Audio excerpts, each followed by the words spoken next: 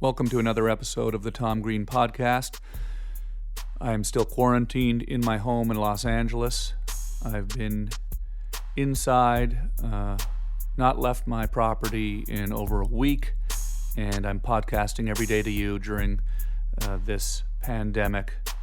The spread of the Covid19 coronavirus is happening quicker now. It actually hit me today in a different way. I began to feel quite sad for all of the people who are out there getting sick and dying, not especially in New York, but in New York they definitely are having a real tough time. And I want to send my love and support to the people of New York State, the people of the United States of America and Canada, and all around the world who are suffering right now from this scary and unprecedented thing. I don't want to go on and on about it. I want to talk to people about it on this show, and hopefully the show will be a distraction while we're still talking about what's going on and staying informed. We'll try to have some conversation that's not exactly like everything that you would hear on the 24-hour news channels. Yesterday, Andrew Dice Clay was on the show. Today, an old friend, Stephen Page, co-founder of the Barenaked Ladies, primary songwriter, co-vocalist, an incredible, talented, amazing musician. He left the Barenaked Ladies and has gone solo with the Stephen Page Trio and is focusing on his solo career. He is calling from his home in New York. Stephen Page, how are you? I am fantastic. How are you, Tom Green? I'm doing fine under the circumstances. I'm doing fine. I mean, can you believe what we're going through right now in our world? I know, it's so weird. I mean, part of me relishes being able to be home. Like, I like being home. Yeah. But you forget how much you rely on being outside. Like, my thing is, when I'm on the road, I'm away for 6 weeks or whatever. So when I get home, like, the last thing I want to do is ever leave the house. Yeah. Yeah. So part of me feels like I'm just still in that kind of decompression mode. But there's just kind of everyday stuff. That's for my job. But I think of people who have like jobs where they have to go and work in a store or an office or factory or whatever else who can't do that now. Yeah. Must be climbing the walls. Yeah. I've been talking to a lot of artists and comedians and I had Andrew Dice Clay on the show today or yesterday, Jeff Ross and Chris Angel called in last week, and people that are used to being on the road, getting on stage every night, traveling. Yeah. But then, like you said, we come home, we have our time at home where we just sit in our house and don't want to leave, and that's. I'm basically repeating what you just said, but it's a common theme that people are saying, and it's like it's kind of hard to complain about having to hang out at home and play with our recording equipment you have a home recording studio. Are you making music? I am, so I figured I may as well make the most of it, because I have this thing: if I don't get downstairs to my studio and start working early, I'm never going to get there, and I have this fear of getting trapped in a Netflix rabbit hole that's going to never let me work. So I figured, okay, let's make a mission. I think everybody's thinking, I'm going to have a project, and when this is all over, I'm going to come out with some great project, and I'm afraid that I'm going to not live up to my dreams. Yeah, there's going to be 5,000 albums that come out next year called Quarantined. That's right, exactly. Yeah, I mean that's sort of what this podcast is a result of. I've been meaning to do this podcast regularly for years. I've always I used to do a podcast. I've stopped for many years, and I'm actually, to tell you what I'm going through right now. I'm alone at home in Los Angeles, and it's weird. I'm actually here by myself. I was going to go back to Canada and be up there with my parents and my brother, but I decided to come to Los Angeles because I figured, okay, I've got my recording studio. I'll make some podcasts, and I wasn't thinking this was going to be as long of a quarantine. Now this is turning into a real scary and horrible and tragic situation. Are you Obviously, we're very worried about all the people that are getting sick. We're probably also worried about ourselves and our loved ones getting sick. But are you fearful? I don't know if I'm fearful. Like, for instance, I don't think I'm afraid of myself getting sick. I was up in Stratford, Ontario, in Canada, working on a musical that I wrote. Yeah. Right before this, and that was such an amazing experience, being in this room with all these actors and dancers and choreographers and whatever else. And then, very abruptly, they sent us all home. Kind of spent a few days in a holding pattern, wondering when we're going to go back to work. And then they were like, "Well, go home." And I live in upstate New York, but from Canada, and of course, all the Canadians, I think, are saying, "Are you nuts for going to the U.S.?" Because I think their sense is that the U.S. isn't taking it as seriously as Canada. I don't know if it's true or not, but what I'm afraid of, I think, is that I'm going to be one of those people who passes it on to somebody else. Yeah, absolutely. Well, it's also just there's so many more people down here in the United States. Unless you're in Canada, unless you're in one of the in Toronto or one of the Right. few major cities, it's a little more spread out. I'm in Los Angeles, and I made that choice to come to Los Angeles.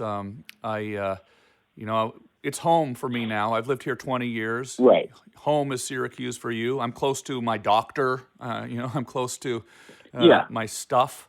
And that's why I'm here kind of hunkering down. What are you doing as far as hunkering down? Have you got food? Have you got toilet paper? I was so kind of derisive of people who were hoarding toilet paper that I didn't go out and buy a bunch. And we subscribed through Amazon. Yeah. And I asked my wife yesterday, I said, "So when are we getting an order soon?" And she said, "Oh, they're out of it." So yeah, so that's going to be. We probably should have hoarded. It's going to really backfire, not hoarding with the hoard. Yeah. What are you going to do? Like, I didn't think we'd be getting this far into detail on this, but are you going to end up having to use some old guitar string packaging to wipe your butt, or what are you going to? I think I'll just crap my pants. That's what I usually do when I'm at home anyway. Yeah. No one's here to judge. Yeah, absolutely. I don't know. We have one of those those toilet seat bidet things upstairs. So that's helpful. That helps you conserve on the paper. Man, the bidet industry is an industry that's really going to take off after this. It's an odd side effect of a pandemic, isn't it? Well, then you'll finally see some authentic reviews on Amazon of people who bought the crappy ones. Yeah, absolutely. I don't want to hear about that. So wait, now were you touring with the Stephen Page Trio as well this year? I know you were because I follow you on Instagram. But tell us about that. Yeah, last year we toured, I guess, more than I've toured in 10, 11 years since I left Barenaked Ladies. So last year was crazy, a couple hundred gigs almost. And this year I was focusing on this musical, which I'm hoping will still end up on stage at some point. But I had a bunch of gigs in between, and a lot of them were like private gigs, corporate gigs, benefits, those kinds of things. But it's so strange to see them start to fall off the calendar. They all get either canceled or, tentatively rescheduled. And then I've got a whole slate of other stuff. Like, my whole summer was basically full of touring, and none of those dates have been announced yet. And we're just waiting to see if they're going to happen. Yeah. It's a weird period of uncertainty now. Yeah, I want to thank you again. I'm sure I've thanked you in the past, maybe decades ago. But back when I was I'm speaking to the listeners now, but back when I was a teenager up in Ottawa in my rap group with my friends, we were big fans of you and the Barenaked Ladies, and I had my little radio show at Ottawa University radio station, and we had our little rap group. And we got a record deal, and we were really excited about it. And we went down to Toronto, and we were recording our record. And then we met you guys at the Casby Awards. That's right. And you saw us perform our song, Check the OR, You Like It So Far. And then you actually were nice enough to ask us or let us open for you at the football stadium in Ottawa, which was... For us kids, we thought we had made it at that point. We were opening for the Barenaked Ladies, performing in a giant football stadium in front of thousands of people. And that was really, my first glimpse into real show business. And it kind of gave me sort of a bit of a lot of inspiration. And just watching you guys, you were so you were so funny back then. There wasn't that kind of, there was that humor in your music that we tried to incorporate humor into our raps.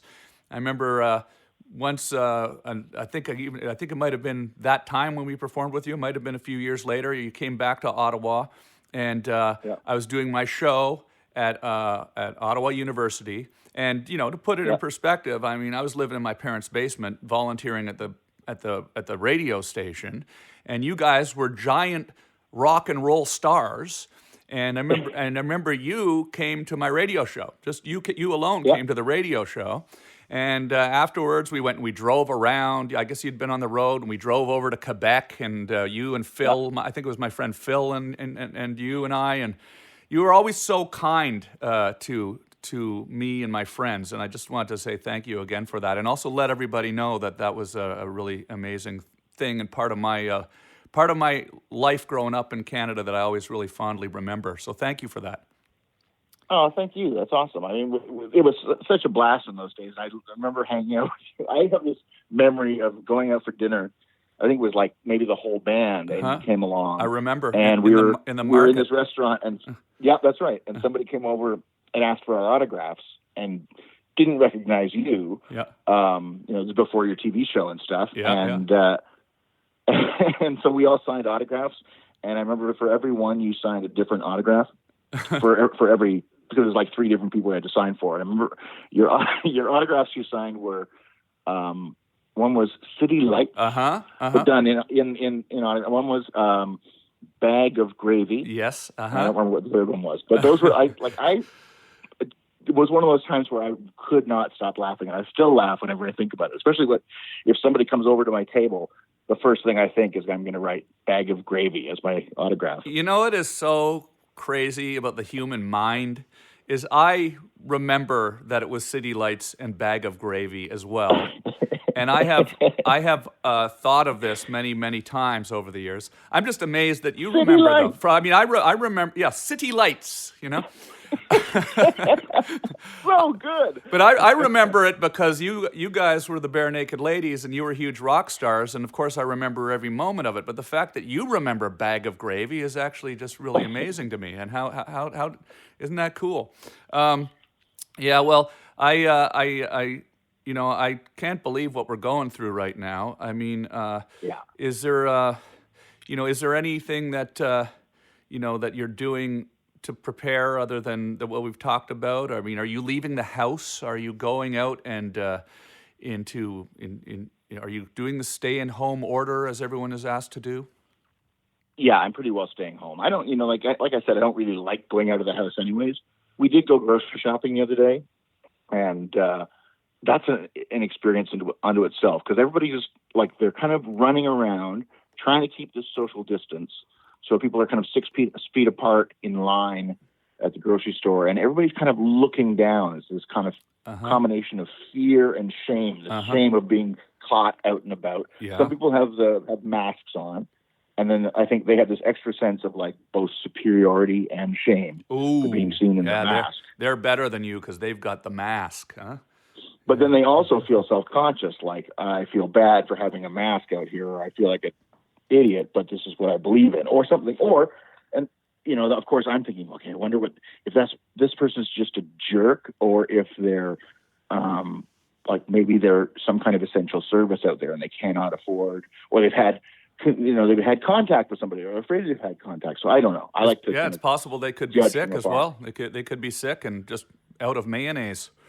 That's also possible. That's the thing that's I very strangely, and for whatever reason this happened, I don't know. Sometimes I find myself surprised by the coincidences that happen in life, and I'm noticing this more and more lately. And I pay attention to these coincidences now because they seem to be something that's racking up more often. Something will happen where I say, that just makes no sense that happened. I was just thinking about it. About 3 weeks before this really went down. It was of course, COVID-19 was raging in Italy, and I was reading about it, but there was no indication that we were going to be having it that bad here. And I went out and I, got non-perishable items for my kitchen, and then I traveled after that, and I was actually out of the country. I was in Costa Rica, and all of a sudden the news just completely changed. And I realized that this was happening, and I came home, and I had already sort of done half of, I guess, what I would have needed to do in case of having to hunker down like this. And it seemed very strange because, then it just seemed almost more unbelievable that this is actually happening. Because, when I was planning for this doomsday scenario, in the back of my mind, I was sort of thinking, well, I mean, this isn't really gonna be needed, and I'm gonna, be eating a lot of canned tuna for the next year for no reason, and granola bars. Right. And then all of a sudden, here we are, and it's shocking.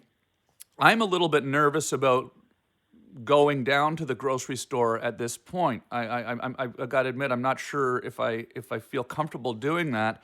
I'm particularly afraid of catching this because, I've had some health issues in the past, and I just don't want to take any chances. But, what was it? Did you talk to anybody when you were at the grocery store at all, or is it just silence? No. Yeah, it was silent, and people are kind of moving fast, trying to get the job done, and the cashiers are like not avoiding eye contact and not even speaking, like the one that we had at least. And I just saw on the news this morning that the grocery stores around here are going to be putting up like plexiglass barriers around the cashiers. Yeah, which is probably a good idea, but it feels even more science fiction. Oh my gosh! It's really intense. And normally, like I'm a big fan of doomsday preppers. Yeah. I watched them all, and it used to be so I could make fun of the people. Uh-huh. And now I'm thinking, probably should have ordered a pallet of MREs, but I didn't. Yeah. But we can a lot of food and like preserve a lot of food just because I like doing it. And my wife and her dad grew a nice garden last year, so we can a lot of stuff. But I'm looking at it now and thinking, like, what do I need jars and jars of pickled carrots for? Yeah, well, those sound pretty good. That sounds... they're great to kind of graze through one jar over several months. Yeah, but when you've got like a shelf full of them, it's not really the sustenance I'm looking for. Yeah, I actually, so I ordered on Amazon, and I'm sort of anticipating the arrival of a 10-pound bag of rice. A 10-pound or several large bags of beans, and several like dozen cans of corn. And the reason is I've been told, or I've read, that corn, beans, and rice is a complete balanced diet, and you can buy them in bulk, and it's relatively inexpensive. So I have my good food. My food that is going to be actually enjoyable to eat every day, but then this is how scary and unsettling this whole thing is, because I've ordered this sort of extra sort of emergency layer of food in case I run out of the emergency food. So I'm going to have an extra closet with the emergency food that would last 6 months to a year, just in case we end up really in a really, really horrible situation which a lot of people are projecting might happen. So do you get sort of lost in the internet, as so many people are now, reading all of the various scenarios of how this can unfold? There's doomsday scenarios, there's going to be massive, massive casualties, or there's, it's just the flu on the other side. What do you feel about that?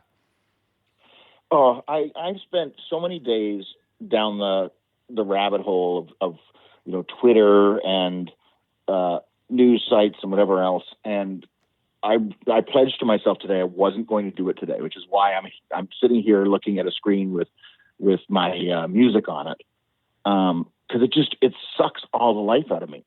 And here's the thing. Like, remember, so the other day I tagged you in that thing because Yes. Prime Minister Trudeau had asked like Canadian people in the culture sector, celebrities, whatever else, to make videos to encourage people to stay at home. Yes.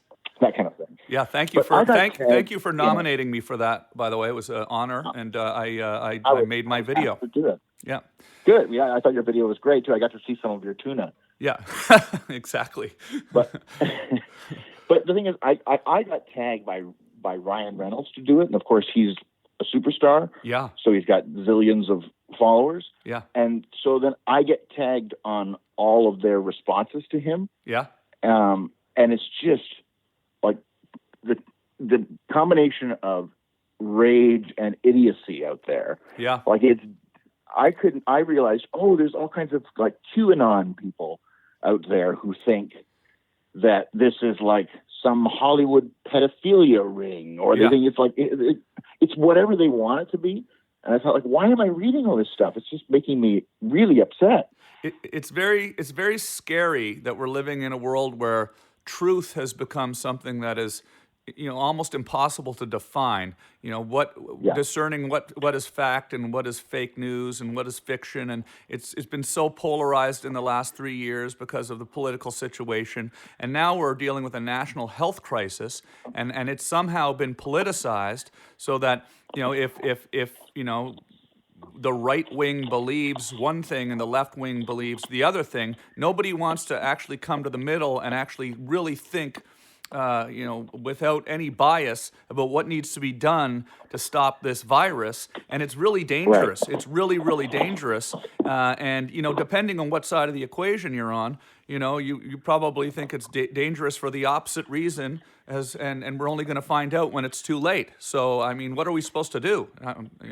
Yeah. Well, people just seem to make it fit whatever their belief system is.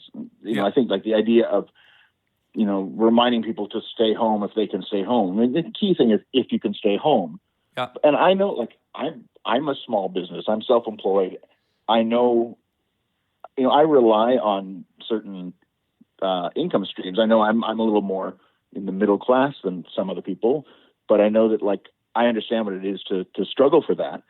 And it sucks to be asked to stay home. It's not like it's going to benefit me financially to request anybody to do that.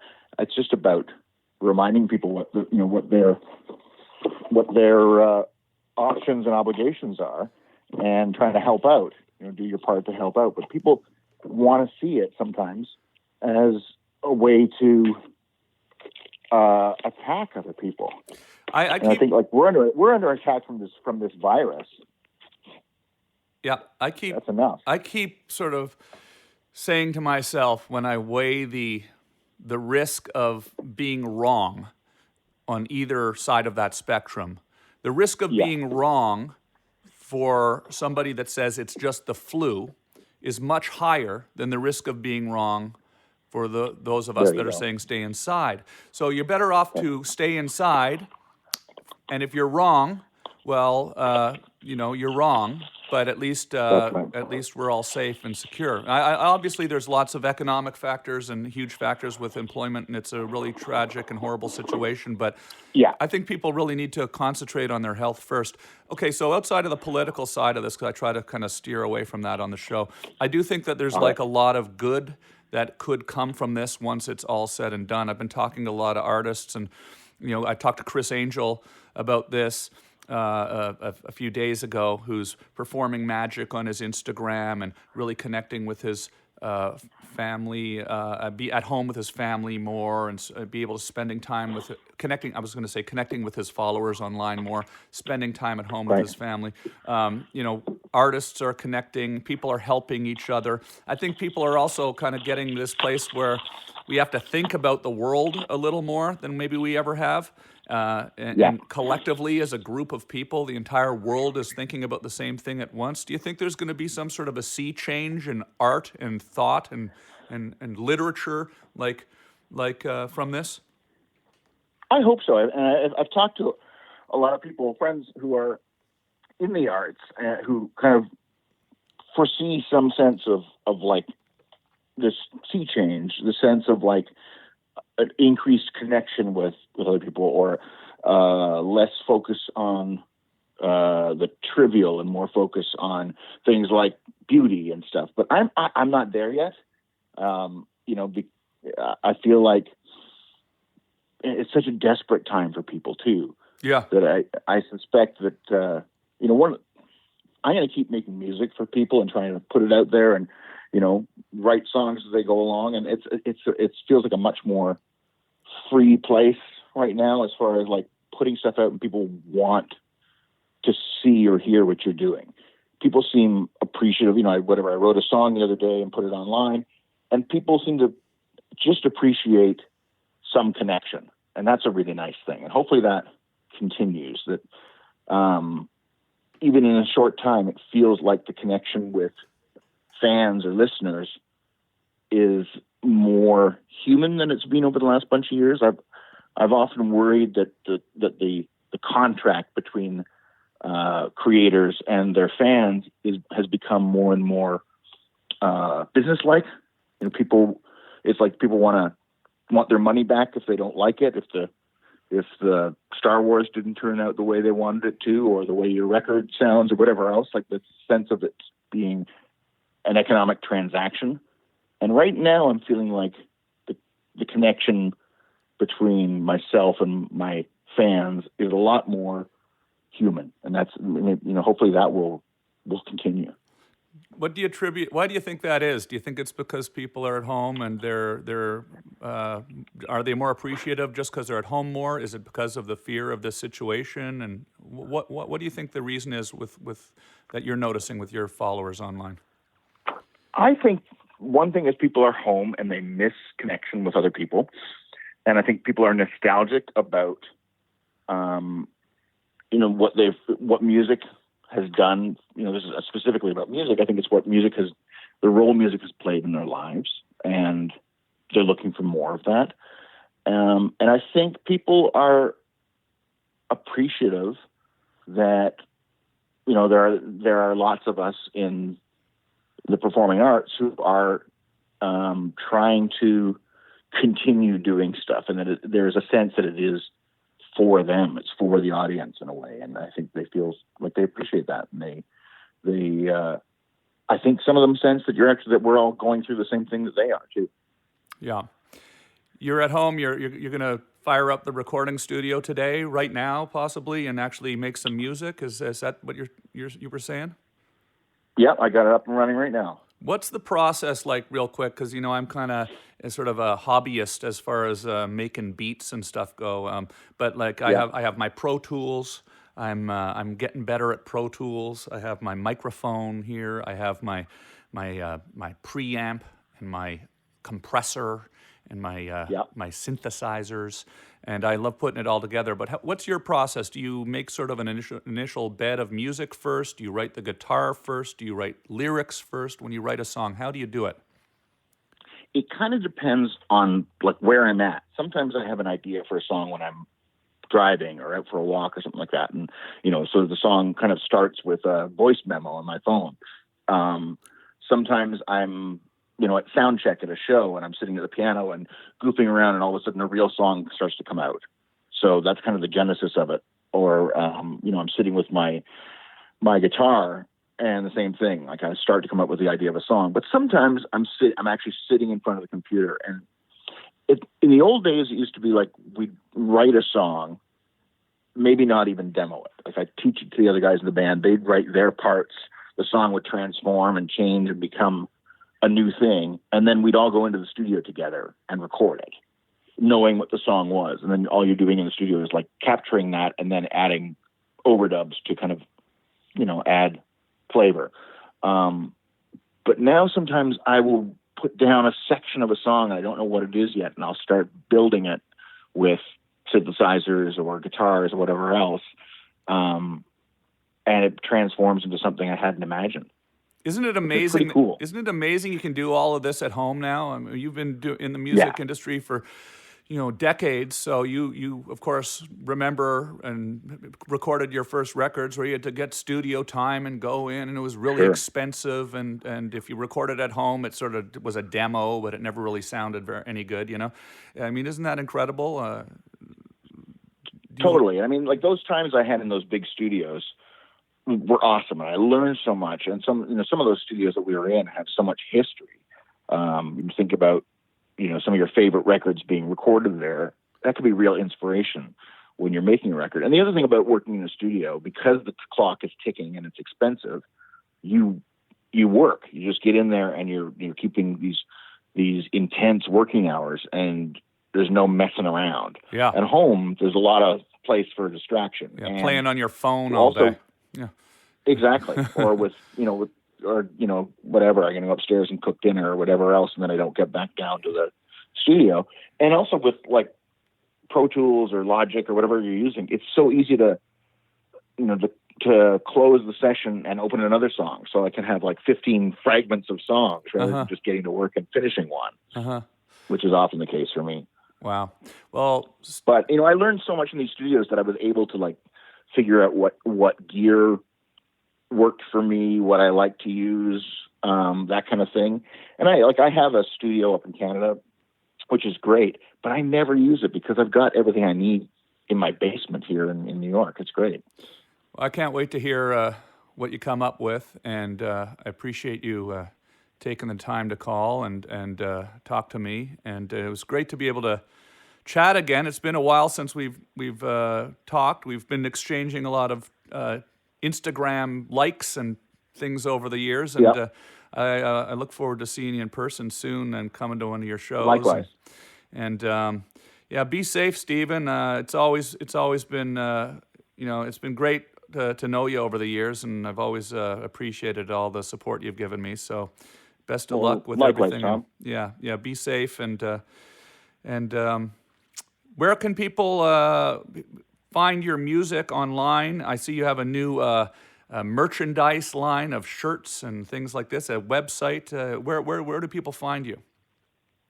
If you go to StephenPage.com, it'll kind of send you everywhere you want to go. Yeah, StephenPage.shop just opened yesterday. My wife designed some new T-shirts and stuff, and it's got vinyl and CDs and DVDs up there. But otherwise, any of your favorite streaming services, look for Stephen Page, and I'll be there waiting for you. Yeah. All right. Okay. I'll talk soon, Thanks, Stephen. Tom. Thank you. Have a great day recording. We'll talk soon, okay? All right. All right. Talk to you soon. All right. Bye-bye. Be safe. Bye.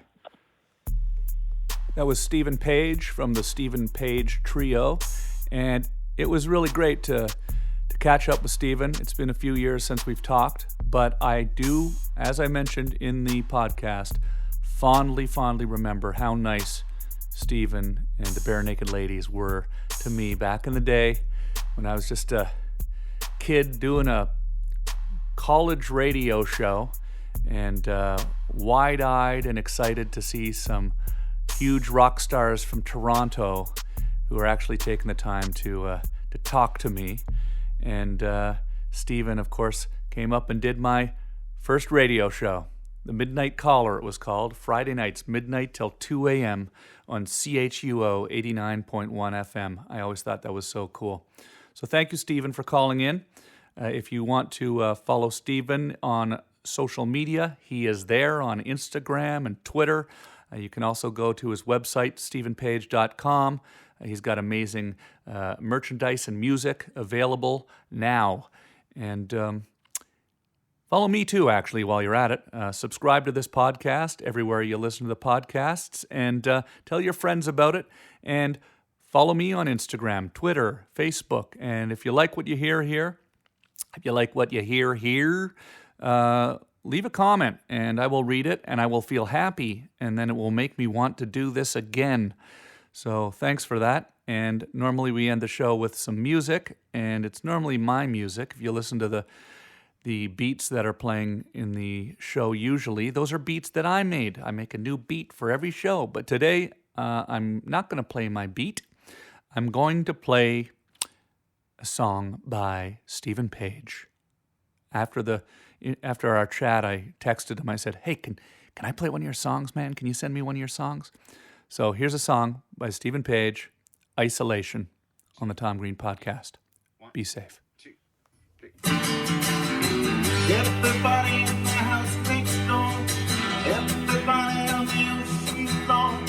Everybody in the grocery store says, oh, oh, oh, oh, oh, oh, oh. Everybody says the banking back. Everybody feels breathing grand. Everybody's going back to bed like me. I'm here to stay. Everybody's taking on like horses. Everybody with the tiny horses. Everybody with the unseen forces. Oh, oh, oh, oh, oh, oh, oh, oh. Everybody with the broken dreams. Everybody on the big sports teams. Everybody with the fake news memes. And I'm so elation. I'm so elation. I'm so elation. I'm so elation. Oh, oh, oh, oh, oh, oh, oh. Everybody with an epic bridge. Everybody on the Brooklyn Bridge. Everybody with the privilege. Oh, oh, oh, oh, oh, oh, oh. Everybody with the lonely heart. Everybody sharing drafts and charts. Everybody saying wherefore art thou road. Oh, oh, oh, oh, yeah. Everybody who's lost their game. Everybody who was started big. Everybody gonna put their wings like me. I'm going crazy. Everybody with the cable cut. Everybody in the Pizza Hut. Everybody's together, but I'm so elation. I'm so elation. I'm so elation.